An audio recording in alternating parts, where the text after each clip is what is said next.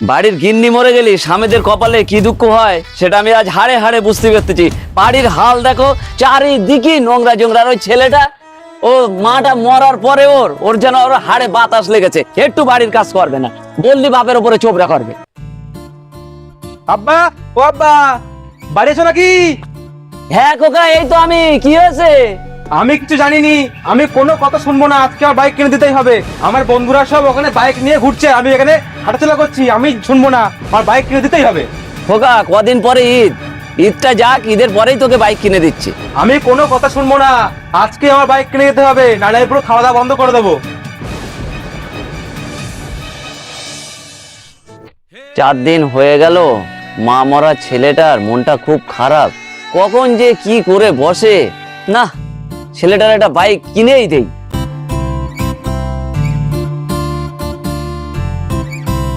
চল বাবা চল, রাগ করিস নে, তোর বাইক আজকেই কিনে দেবো। তোমার আমি চিনি, তুমি ভাত খাওয়ানোর জন্য এরকম বলছো। তুমি আমার পরে বাইক কিনে দেবে না, তুমি আগে বাইক কিনে দাও, তারপর তো তোমার সব কথা শুনবো আমি। ঠিক আছে, তুই আমার বিশ্বাস করিস তো? না করিনি। এইবার দেখ তালি।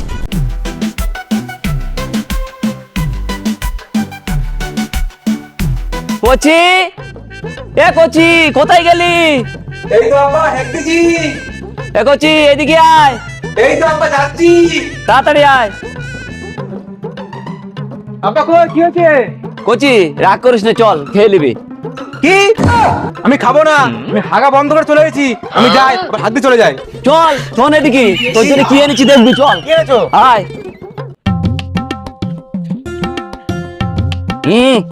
কি? গেট তুমি খোলো, আমি খুলতে পারবো না। গেট খুলতে বলিনি তোরে? কি? ভালো করে দেখ। কি আব্বা, বাইক কিনেছো ওর জন্য? হ্যাঁ। সত্যি? আরে আব্বা, কত সুন্দর বাইক। আরে আব্বা, বাইক তো দিলে, তো বাইকের চাবিটা কই? বাইকের চাবি? হেলে আব্বা তুই দাঁড়াও, প্যান্ট বেল্টটা চেক যা। আমি এক্ষুনি আসবো। আজকে বাইক পেয়েছি, যা একটু ঘুরে আসি। বন্ধুরা আমার বলতো নাকি আমার বাবার বাইক কিনে দেবে না, আমার বাইক কিনে দিয়েছে, আজকে ঘুরতে যাবো। দাও আব্বা, চাবি দাও। দেখে শুনে চালাস, হাই মডেল গাড়ি। ঠিক আছে আব্বা, কোনো চাপ নেই, ঠিক করে চালাবো।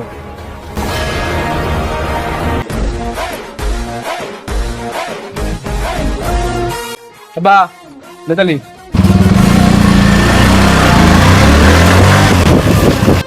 ছেলেটা তো বাইক নিয়ে গেলে কি করবে কোনি যে তার ঠিক নেই। ছেলেটারে বাইকটা কিনে দে, মুখে একটু হাসিটাও ফুটেছে। কদিন ধরে বাড়িতে কিচ্ছু খাচ্ছিল না, যাক আমারও মনটা একটু শান্তি হয়েছে।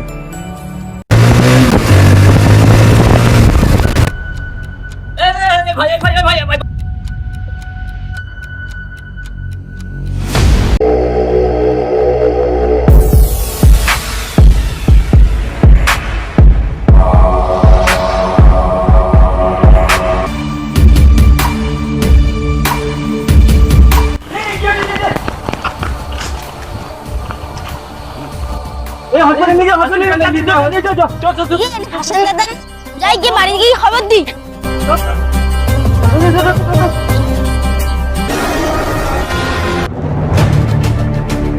চাচা চাচা, কি আছে?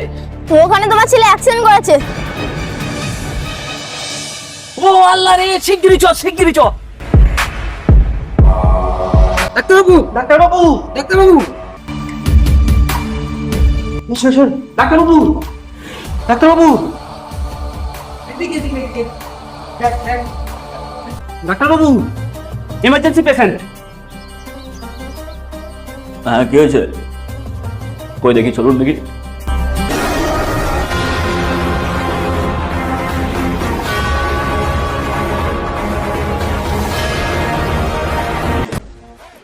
এ বাবা, কি করে হলো? মানে এত রক্ত আসা করতে গিয়ে কি হয়েছিল?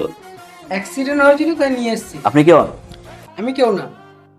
থানায় গেছিলেন? না, বাড়ির লোক তো দরকার ছিল,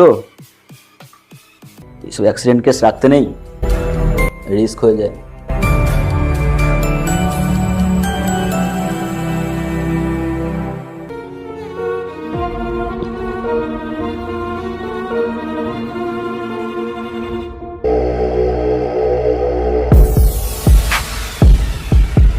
এই নার্স, নার্স, কি স্যার? এই নার্স আজকে আসেনি? না, আজকে আসেনি। এক কাজ করো, মানে একটু পরিষ্কার করে তুমি একটু ব্যান্ডেজ করে দাও তো। আমি পরিষ্কার করে ব্যান্ডেজ করে দাও, ইমিডিয়েট ফাস্ট করে দাও।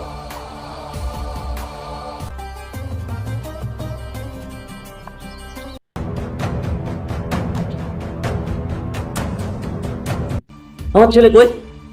ডাক্তারবাবু, ডাক্তারবাবুর সঙ্গে চলে যাও। কি হয়েছে ডাক্তারবাবু? আপনি কে? আমি ছেলের বাবা। হ্যাঁ, ও কি হয়েছে কিছু বলার সময় নেই, আপনি যান এক্ষুনি ওষুধগুলো নিয়ে তাড়াতাড়ি গেট থেকে বেরিয়েই হ্যাঁ। বাঁ হাতে ফার্মেসি থেকে ওষুধটা নিয়ে চলে আসুন, এক্ষুনি যান, তুরান, ঠিক আছে। তাড়াতাড়ি যান। এই নার্স, এক্ষুনি সিসিও তো অ্যাডমিট করে ভর্তি করে দাও। এই আসো।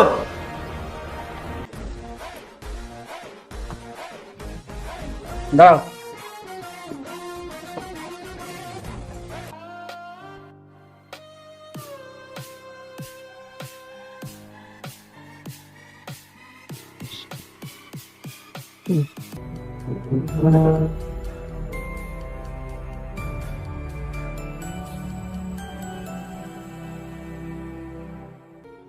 দেখি।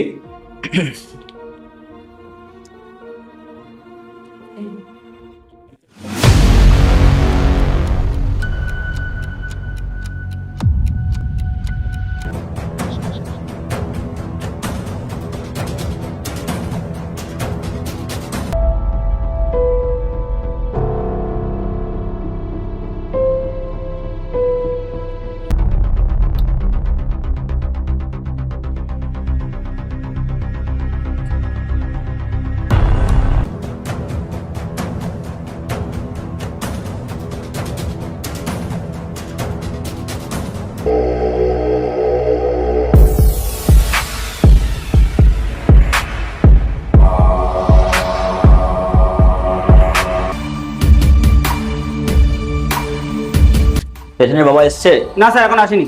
ওষুধ আনতে হবে, আর তুমি এক কাজ করো, ওষুধ আনার আগে এই স্যালাইনটা লাগিয়ে দাও আর মাস্কটা দিয়ে দিও। হ্যাঁ হ্যাঁ, ঠিক আছে। আমি আসছি। ঠিক আছে, তুমি দেখো পেশেন্টের বাবা এসছে কিনা।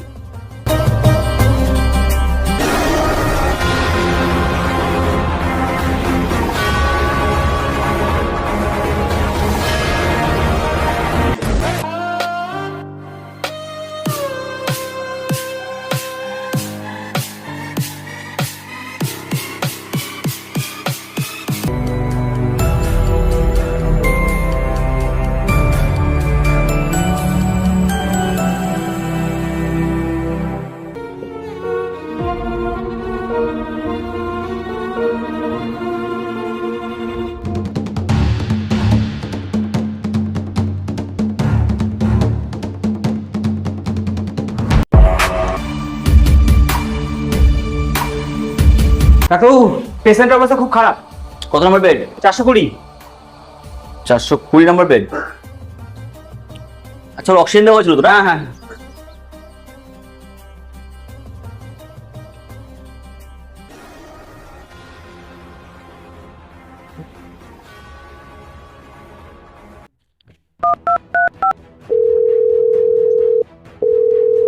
হ্যালো, হ্যাঁ তোমার কাছে কি ওটা আছে, ওই যে আনতে বলেছিলাম, ওই বিদেশি কোম্পানি যে আমার কাছে এসেছিল না, বলছিল ওষুধটা? হ্যাঁ, এক্ষুনি ইমিডিয়েট আনো। আমি কথা বলি, পেশেন্ট পাঠাচ্ছি আমি এক্ষুনি। এই তুমি এক কাজ করো তো, পেশেন্টের বাড়ির লোককে ডাকো, আমি কথা বলবো।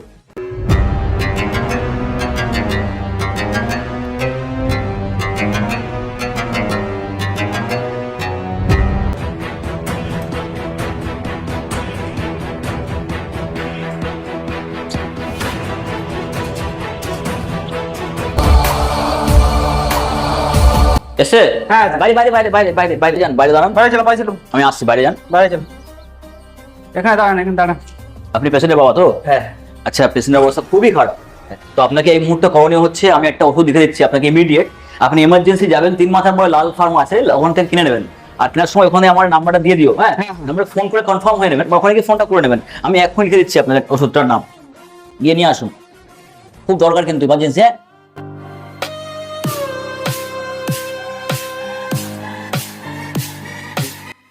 এটা এমার্জেন্সি যাবেন, এক্ষুনি চলে আসবেন নিয়ে, যেন দেরি না হয়, ইমিডিয়েট লাগবে। হ্যাঁ, খুব অবস্থা খারাপ কিন্তু। ঠিক আছে, ঠিক আছে। আমার নামটা দিয়ে দিও। হ্যাঁ হ্যাঁ। ডাক্তারবাবু নাম্বারটা একটু দেন। 98 98 30 30 কি বস, ভালো তো? হ্যাঁ ডাক্তারবাবু বলেন। অনেকদিন পর ফোন করলাম। হ্যাঁ তা কি হলো, আমি তো ওষুধ টষুধ লিখছি তোমাদের কোম্পানির, তা তোমরা তো আমাকে এসে বলেছিলে সিঙ্গাপুরে পাঠাবে, তা কি হলো? হ্যাঁ আপনার টিকিট রেডি হয়ে আছে, সিঙ্গাপুরের টিকিট। 10 দিনের ঘোরা খাওয়া দাওয়া সব আমি দিয়ে দেবো। আচ্ছা আচ্ছা ঠিক আছে। আমার আর এটা বলছিলাম যে তোমাকে এক্ষুনি একটা পেশেন্ট পাঠিয়েছি, হ্যাঁ বড় লোক পেশেন্ট আছে, ওষুধটা দিয়ে দাও, কোনো ছাড় ছোট দেবে না, আর ওখান থেকে কিছু পার্সেন্টেজ আমাকে দিয়ে দিও, 50%। হ্যাঁ এইভাবে পেশেন্ট ঠিক আছে, আপনি শুধু এইভাবে আমাকে রেফার করতে থাকুন। ঠিক ঠিক, বেশিক্ষণ বাঁচবে না পেশেন্টটা, বুঝলে? হুম আরো দিচ্ছি, আরো পেশেন্ট আছে, তোমাকে আরো পেশেন্ট দেবো, দিতে ঠিক থাকবো। আছে, ঠিক আছে। রাখলাম, টাটা। আচ্ছা নার্স, নার্স, হ্যাঁ নার্স, কি হলো? কি স্যার? খাও কোথায় তখন? ঠিক আছে, এই পেশেন্টটাকে কেয়ার করবে, পেশেন্ট দেখাশোনা করবে, এখান থেকে নড়বে না। আর 526 নম্বর পেশেন্টটা, এই 420 নম্বর পেশেন্টটা, আর একটা পেশেন্ট দুতলার পরে আছে, এই 3টে পেশেন্টের পুরো ডকুমেন্টগুলো নিয়ে আমার রুমে এসো, চেম্বারে এসো। ঠিক আছে স্যার, নিয়ে আসছি।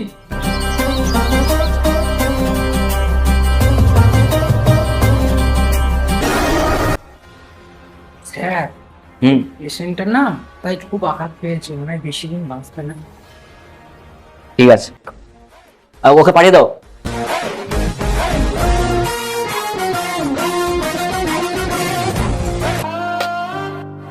স্যার, স্যার নিয়ে এসেছি ওষুধ।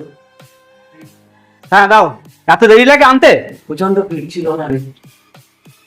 এই নার্স, কি ওর কি ওষুধটা এসছে? না স্যার, এখন আসেনি। এখনো ওষুধ আনেনি? না স্যার। কি অবস্থা স্যার ওষুধ এতক্ষণে? নিয়ে আসলো বাড়ির লোক এখন।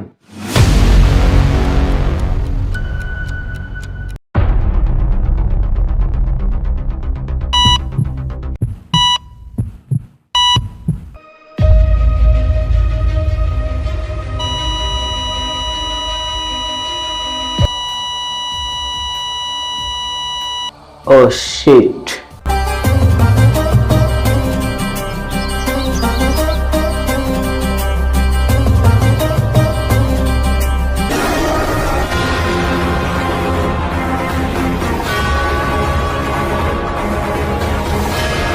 দেখো এটা কি হলো? পেশেন্ট তো আর নেই। হোয়াইট কাপড় দিয়ে ঢাকলে কেন? পেশেন্ট তো আর নেই, তার বাড়ির লোককে খবর দিয়ে দেবো। ঢাকতে তোমাদের কে বলেছে এটা? খোলো। এই শোনো, কোনো পেশেন্ট এখন নেই, ঠিক আছে? তোমাদের মানে করতে দেবো, তোমাদের মাস গেলে মানে দিতে হয়, দেবো করতে। পেশেন্ট, একটা পেশেন্ট আছে এখানে নার্সিং হোমে, খবরদার পাকামি করতে যাবো না। পেশেন্ট নেই, এই মতো অবস্থায় এই পেশেন্টকে বাঁচিয়ে রাখতে হবে, আমরা মেশিনের সাহায্যে বাঁচিয়ে রেখে দেবো, বাইরের লোক যেন না জানতে পারে, এটা লিক আউট করবে না, ঠিক আছে? যেমন আছে তেমন থাক, সে মাস্ক রকম থাক, স্ল্যান থাক, চলুক। মাস্কটা খুলে নাও, আমি মেশিন নিয়ে আসছি, মেশিন লাগাচ্ছি, ওয়েট করো এখানে। এই নার্স, নার্স ঠিক আছে, দেখো 4 নম্বর ওয়ার্ডে একটা ব্যাগ আছে, কালো ব্যাগটা নিয়ে এসো ইমিডিয়েট। এই ওটা প্রশ্ন করো তো ওখানে দাও। জি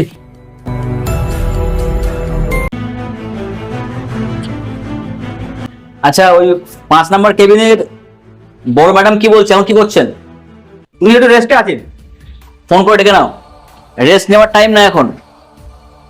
আমাদের আসলে রাগ করো না, তোমাদের বকলাম বলে রাগ করো না। না যদি পেশেন্ট না হয় তা তোমাদের মানে দেবো কোথেকে, আর খাবো কি? রাশন তো বন্ধ হয়ে যাবে, রাশন চালাবো কি করে? জি স্যার। তাই না?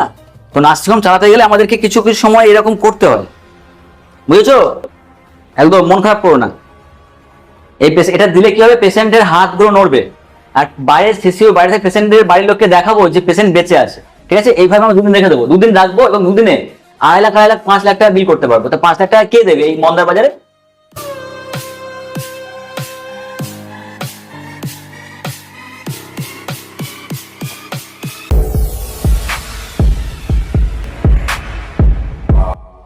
এখানে একটা দিলে বগলে একটা গুছতে হবে, বুঝলে?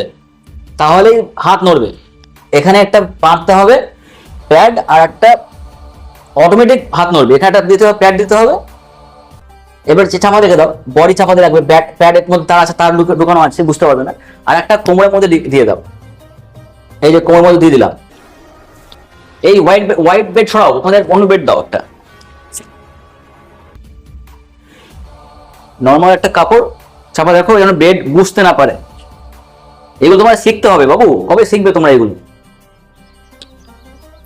এই যে জাস্ট এইটা চাপা দেবো, তারটা যেন না রাখা যায়। হ্যাঁ হ্যাঁ, এবার পেশেন্টের হাত দেখা যাচ্ছে, হাত নাড়াবে, দেখুন অটোমেটিক হাত নড়বে। দেখছো হাত নড়ছে? এই দেখো হাত নড়ছে, দেখেছো নড়ছে তো? জি স্যার। এখন পেশেন্টের হাত নড়বে, এখন পেশেন্টের বাড়ির লোককে দেখাও, দেখে যে পেশেন্ট বেঁচে আছে, ইমিডিয়েট একটা অপারেশন করতে হবে।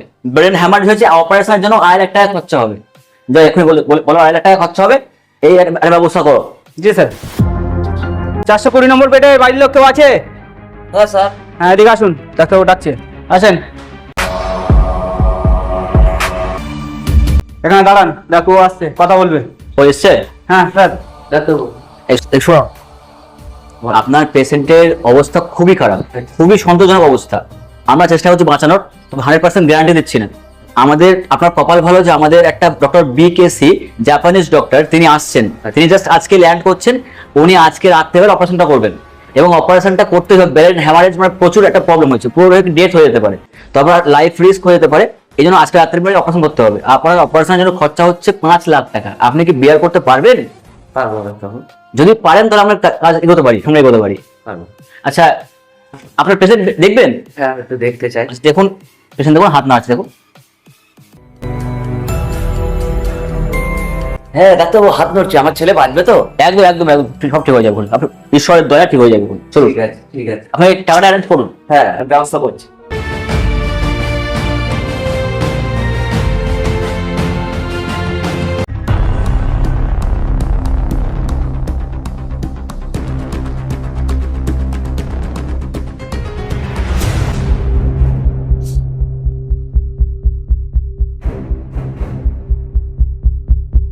ডাক্তারবাবু, আমার ছেলে কেমন আছে?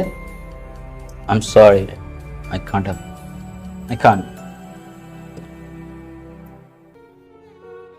He's expired. My son, strong yourself.